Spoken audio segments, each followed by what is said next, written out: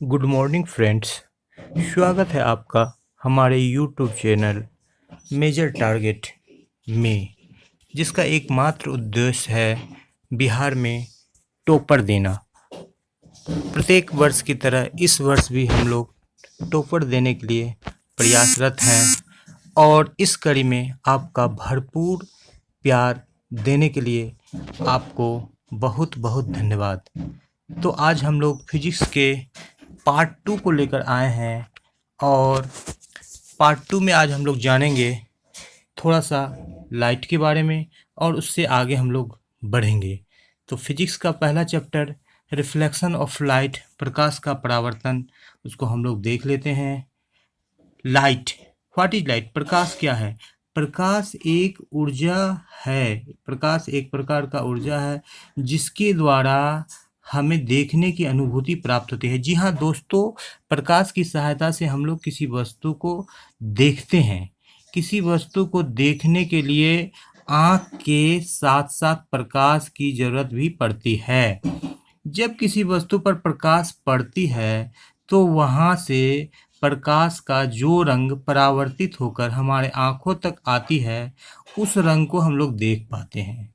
इस प्रकार प्रकाश और आँख दोनों ही चीज़ें हमें देखने के लिए आवश्यक है। और दूसरी बात यह है दोस्तों कि जो वस्तु सभी रंगों को, सभी वर्णों को अवशोषित कर लेता है, वो हमें कैसा दिखता है? काला। तो यहाँ पर हम लोगों ने जान लिया कि किसी चीज़ को हम लोग किस प्रकार विभिन्न रंगों का देखते हैं। सिंपल सा बात है, साधारण सा बात है। जिस वस्तु से प्रकाश रिफ्लेक्ट होके आ जाए, यहाँ पर आप देख रहे हैं, यहाँ पर एक एप्पल है। इस एप्पल पर यहाँ पर प्रकाश पड़ रहा है और प्रकाश परावर्तित हो रहा है। कौन सा कलर? ये व्हाइट लाइट पड़ रहा है सनलाइट में, और इसमें से सिर्फ और सिर्फ रेड लाइट को यहाँ पर रिफ्लेक्ट किया जा रहा है हमारी आंखों तक।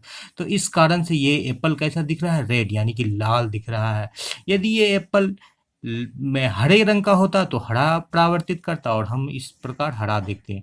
और जो वस्तु किसी भी प्रकाश को रिफ्लेक्ट नहीं कर पाती है, परावर्तित नहीं कर पाती है, सभी प्रकाशों को अवशोषित कर लेती है दोस्तों, वो वस्तु कैसी दिखती है? काली दिखती है, काली। तो अब हम लोग आगे जानते हैं, प्रकाश वह ऊर्जा है जिसके द्वारा हम वस्तुओं को देखते हैं। प्रकाश के द्वारा हम लोग देखते हैं, साथ ही साथ आँख की भी जरूरत पड़ती है।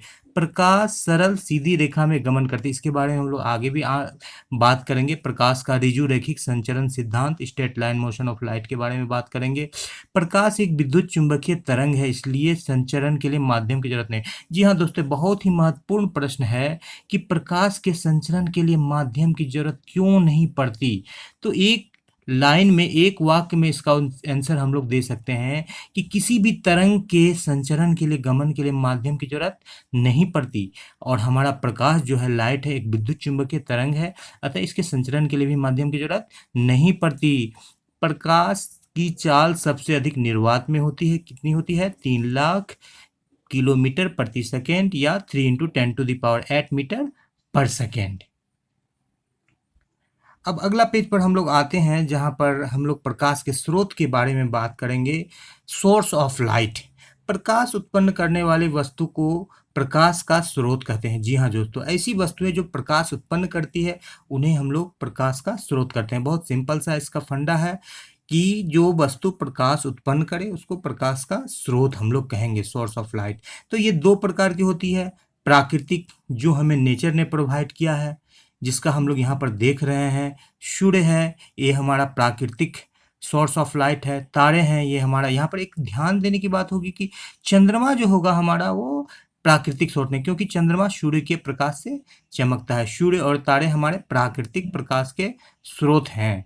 और इसी कड़ी में हम लोग आगे बढ़ते हैं, यहाँ पर देखते हैं मानव निर्मित प्रकाश के स्रोत। कैसे स्रोत? मानव निर्मित, जिसको आर्टिफिशियल या मैन मेड भी कहते हैं। हम लोग क्या कहते हैं? मैन मेड, आर्टिफिशियल या मैन मेड, जिसको मनुष्य ने बनाया है। ये विद्युत लैंप है और मोमबत्ती है। यहाँ पर एक बात हम लोग ध्यान देंगे कि मून जो है हमारा, ये सोर्स ऑफ लाइट नहीं है, क्योंकि मून जो है वो किसके लाइट से चमकता है? सन की लाइट से चमकता है। ठीक, इस बात को भी यहाँ पर ध्यान देंगे कि मून जो है वो सन के लाइट से चमकता है। ठीक है, आगे बढ़ेंगे दोस्तों। और अब यहाँ पर हम लोग देखते हैं कि प्रकाश के उत्सर्जन के आधार पर वस्तु को कितने भागों में बांटा गया है? प्रकाश के उत्सर्जन के आधार पर वस्तुओं का वर्गीकरण करें।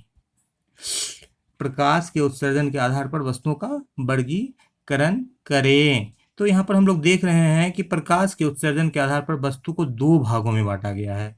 पिछले क्लास में भी हम लोगों ने देखा था, थोड़ा सा रिवीजन किया गया है यहाँ पर, और सुंदर सुंदर चित्रों का समावेशन किया गया ताकि आपको आसानी से जो कॉन्सेप्ट है वो क्लियर हो जाए। प्रदीप्त वस्तुएं, पहला है प्रदीप्त, लुमिनियस, जिसको दीप्त भी हम लोग बोलते हैं, प्रदीप्त को दीप्त भी बोलते हैं, या सेल्फ लुमिनियस, जो ऐसी वस्तुएं जो प्रकाश का उत्सर्जन करती हैं प्रदीप्त वस्तुएं कहलाती है। प्रकाश का उत्सर्जन करने वाली वस्तु को प्रदीप्त वस्तु कहा जाता है।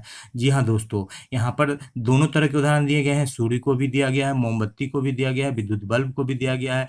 ये हमारा नेचुरल प्रदीप्त वस्तु है सन, और ये हमारा मोमबत्ती और ये बल्ब क्या है, आर्टिफिशियल, यानी कि मैन मेड जो है कि प्रदीप्त वस्तु है, लुमिनियस वस्तु है। आगे हम लोग देखते हैं अदीप्त वस्तुएं, नॉन लुमिनियस ऑब्जेक्ट्स, ऐसी वस्तुएं जो प्रकाश का उत्सर्जन नहीं करती, बहुत ही आसान सा कॉन्सेप्ट है, और लेकिन प्रकाश को परावर्तित करती है। और यहाँ पर ध्यान देंगे कि ये वस्तु प्रकाश को परावर्तित कर सकती है, नहीं भी कर सकती, कोई एब्जॉर्ब भी कर लेता है, उन्हें अदीप्त वस्तुएं कहा जाता है। सिंपल सा बात है, ऐसी वस्तुएं जो प्रकाश का परावर्तन नहीं करती उन्हें हम लोग अदीप्त वस्तु कहते हैं। लेकिन यहाँ पर ये परावर्तित इसलिए दिया गया है कि ये चंद्रमा को आप लोग क्लियर कर लें, क्योंकि चंद्रमा प्रकाश का परावर्तित कर देती है। तो यहाँ पर कंफ्यूज नहीं होना, चंद्रमा हमारा क्या है, नॉन लुमिनियस और अदीप्त वस्तुएं हैं। तो इसका उदाहरण ले लेते हैं चांद, क्योंकि चांद अपना प्रकाश से नहीं चमकता है। कलम, कॉपी, किताब, टेबल, ये सारे जो है दूसरी चीज़ों के प्रकाश से, चाहे वो सन यानी सूर्य का प्रकाश हो, या फिर वो किसी बल्ब का, मोमबत्ती का प्रकाश हो, उसके प्रकाश से चमकते हैं। तो बहुत आसानी से यहाँ पर क्लियर हो रहा है कॉन्सेप्ट कि प्रकाश के उत्सर्जन के आधार पर, on the basis of emission of light, the objective divided in 2 types, luminous objects and non luminous object. तो आगे हम लोग बढ़ते हैं, लुमिनियस जो कि बल्ब हो गए, सन हो गए, और नॉन लुमिनियस में चांद, कलम और किताब हो गए। तो आगे बढ़ते हैं हम लोग अगले पेज की तरफ। अब यहाँ पर हम लोग देख रहे हैं what is scattering of light, प्रकाश का प्रकीर्णन क्या है। जी हाँ दोस्तों, यहाँ पर 2 तरह का कॉन्सेप्ट, यहाँ पर केमिस्ट्री का भी कॉन्सेप्ट आता है जिसको हम लोग टिंडल प्रभाव कहते हैं, इस चीज़ को भी हम लोग देखते हैं। और ये कोलाइडी विलयन जो होता है, जिसको हम लोग कोलॉइड कहते हैं, जिसका उदाहरण धुआं या दूध है, उस कोलाइडी विलयन के द्वारा जो कि है टिंडल प्रभाव दिखाया जाता है, या प्रकाश का प्रकीर्णन की घटना को दिखाया जाता है। तो वह प्रकाश का वह घटना जिसमें माध्यम से कणों से टकराने के बाद प्रकाश का मार्ग दिखाई देता है, माध्यम के कण प्रकाश ऊर्जा को अवशोषित करते हैं और फिर इसे सभी दिशा में उत्सर्जित कर देते हैं।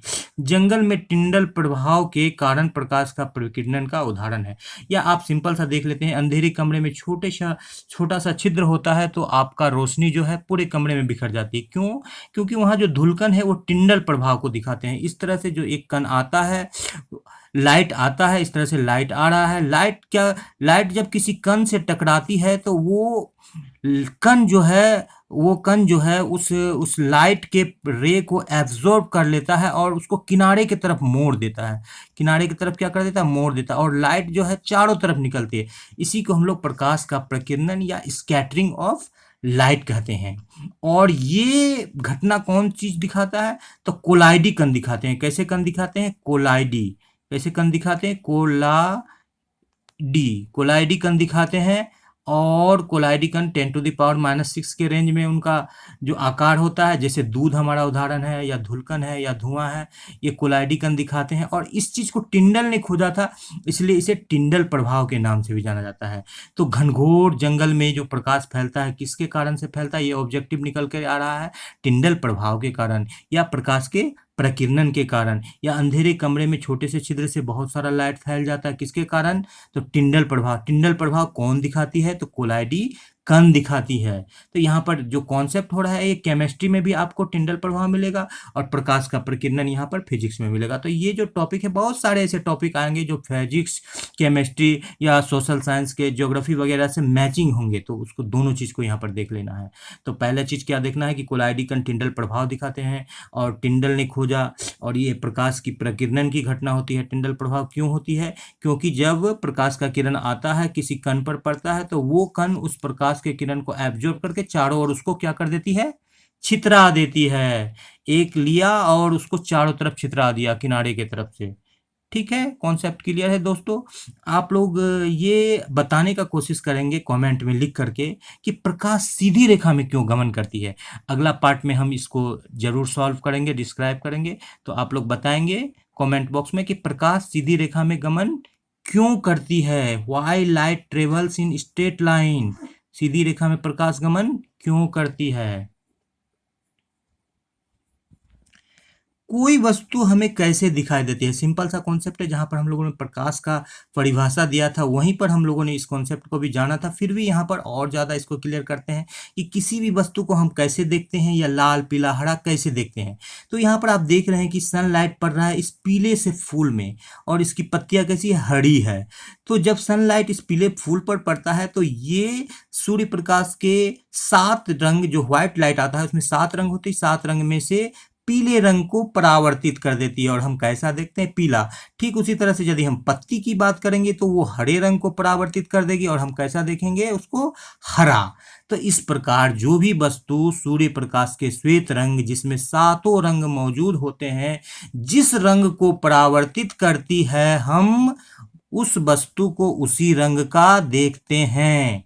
प्रकाश जब प्रदीप्त वस्तुओं से अदीप्त वस्तुओं पर पड़ता है, तो वहां से परावर्तित होकर हमारी आंखों तक पहुंचता है, हम उस वस्तु को देख पाते हैं। तो देख तो लेते हैं, लेकिन यहाँ पर थोड़ा सा रंग, कलर को भी हम लोग क्लियर कर देते हैं। जिस रंग को वो वस्तु परावर्तित करती है, हम उसी रंग का उस वस्तु को देखते हैं। दूसरी बात क्या है? यदि किसी भी रंग को परावर्तित नहीं करे, तो हम लोग कैसा देखेंगे? ब्लैक। कैसा देखेंगे? ब्लैक। और सारे रंग को परावर्तित कर दे तो हम लोग कैसा देखेंगे? व्हाइट।